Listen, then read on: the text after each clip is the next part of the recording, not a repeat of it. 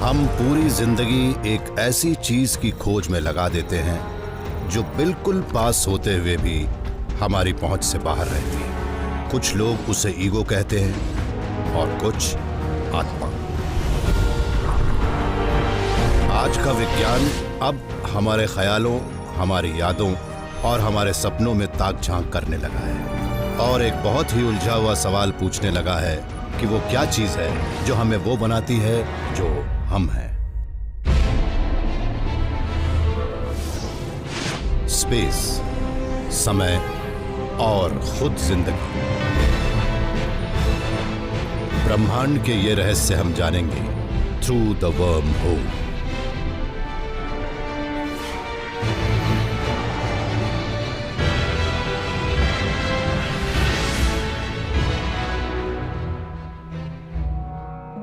वो क्या चीज है जो मुझे मैं बनाती है और आपको आप? क्या हम उसे जानते हैं? जैसे वो लोग और वो जगहें जो हमारे करीब हैं। वो क्या चीज है जो मुझे वो बनाती है जो मैं 40 की उम्र में था या 10 की उम्र में? वो क्या चीज है जो हम में से हर एक को एक अलग पहचान देती है? वैज्ञानिकों ने इस बेहद उलझे हुए सवाल का जवाब ढूंढना शुरू कर दिया है और इसके लिए वो हमारी समझ की आखिरी सीमा को कुरेदने लगे हैं, यानी हमारे दिमाग को। मैं हर साल गर्मी के मौसम में बॉय स्काउट्स के साथ कैंपिंग के लिए जाता था। इसके लिए जरूरी था कि मेरे साथ ले जाए गए हर कपड़े पर मेरा नाम मॉगन सिला हुआ हो। ये वो नाम था जो बचपन में मुझे ज्यादा पसंद नहीं था। मैं अक्सर सोचता था कि अगर मेरा नाम आम लोगों जैसा होता, जैसे रॉबर्ट या जॉन, तो मेरी जिंदगी कितनी अलग होती। पर चाहे अनचाहे मेरा वही नाम आज मेरी पहचान है। मेरे उसी नाम ने मुझे वो बनने में मदद की जो मैं हूं।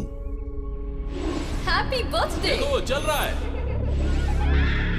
मॉम को दिखाओ। बाय। बहुत अच्छे हैं। काश तुम यहाँ होते।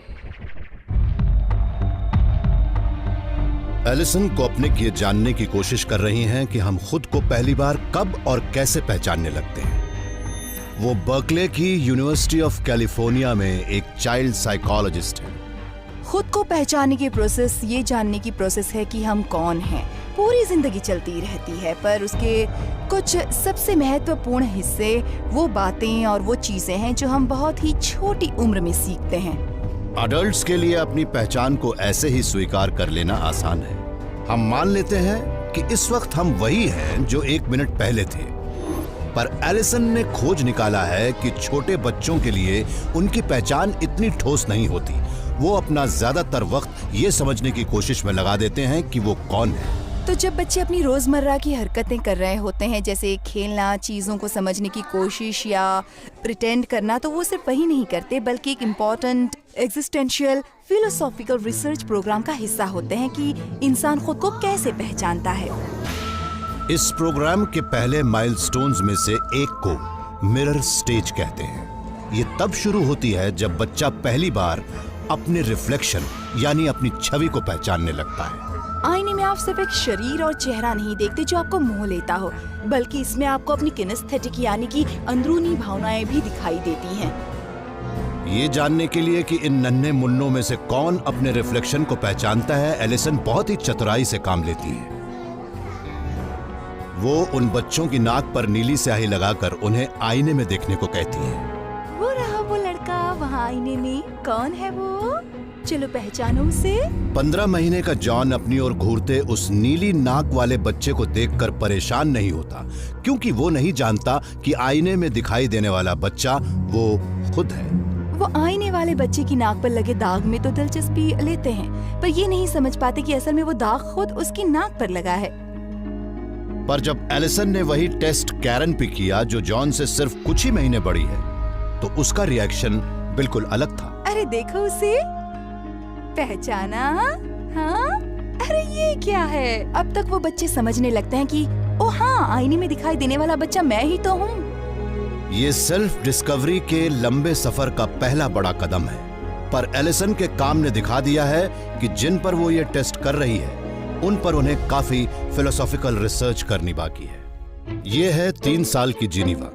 एलिसन उसे डब्बा दिखाकर ललचाने की कोशिश कर रही हैं, जो देखने में कुकी बॉक्स लगता है, पर जल्द ही जिनेवा जान जाएगी कि वो सिर्फ ढक्कन से सही अंदाजा नहीं लगा सकती।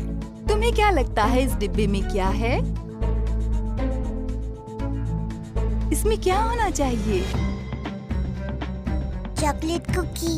Chocolate cookies? आप जानती हैं? तो क्या ये डिब्बा खोलें? देखें इसमें क्या है।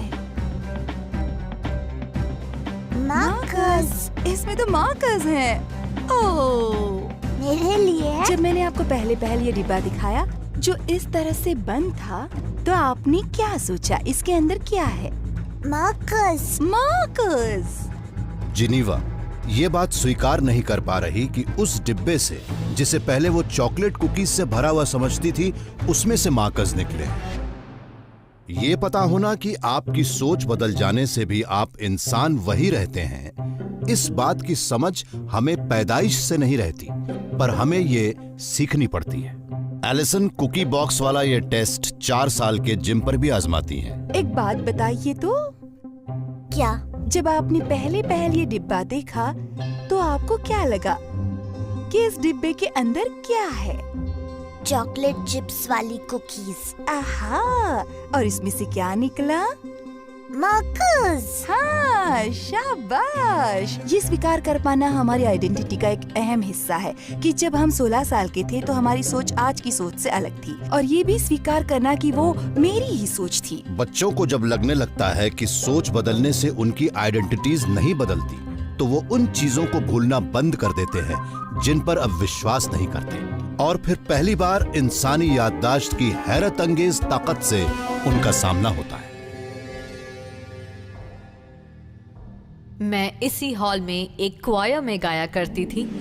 यहाँ इस हॉल में आकर मैं वापस अपने उसी दौर में पहुंच जाती हूँ। मुझे उस जमाने की हर चीज़ अच्छी तरह याद है जब मैं यहाँ आकर घंटों गाने की प्रैक्टिस किया करती थी। यहाँ मैं उन दिनों में खोसी जाती हूँ।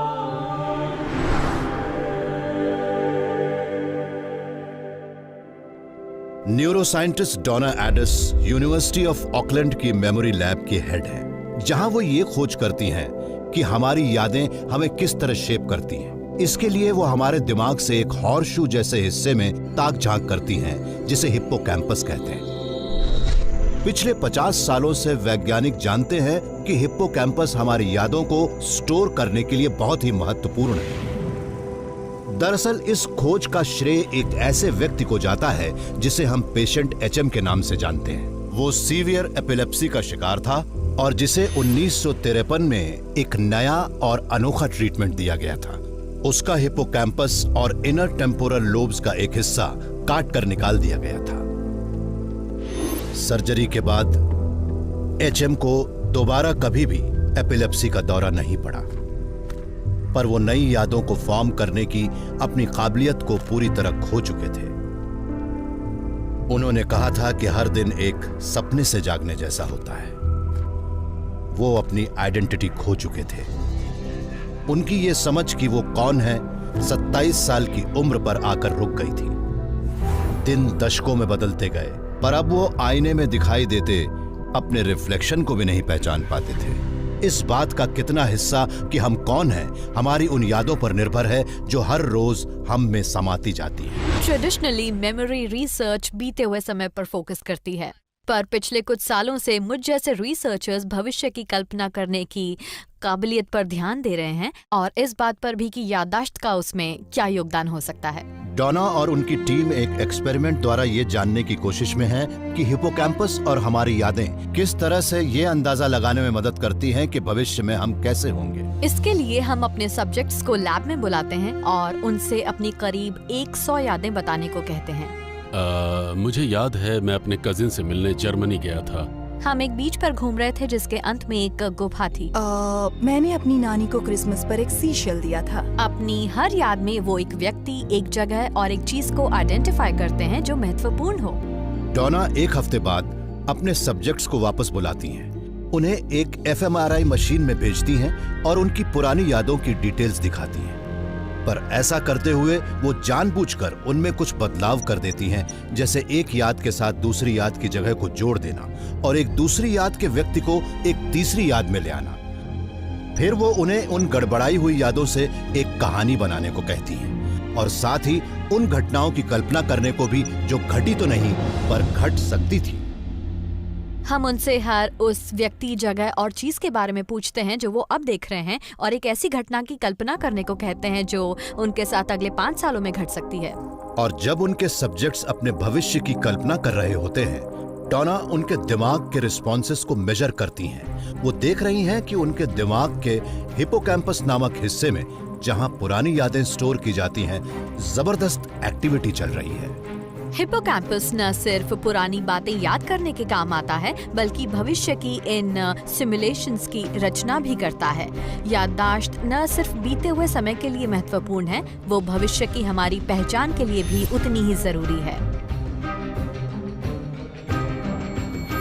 यादें हमारी आइडेंटिटीज को बनाने के लिए बहुत ही अहम है, पर वैज्ञानिकों के एक ग्रुप ने खोज निकाला है कि हमारी यादों को हमारे जाने बिना भी मैनिपुलेट किया जा सकता है। तो क्या हम वही हैं जो हम समझते हैं कि हम हैं?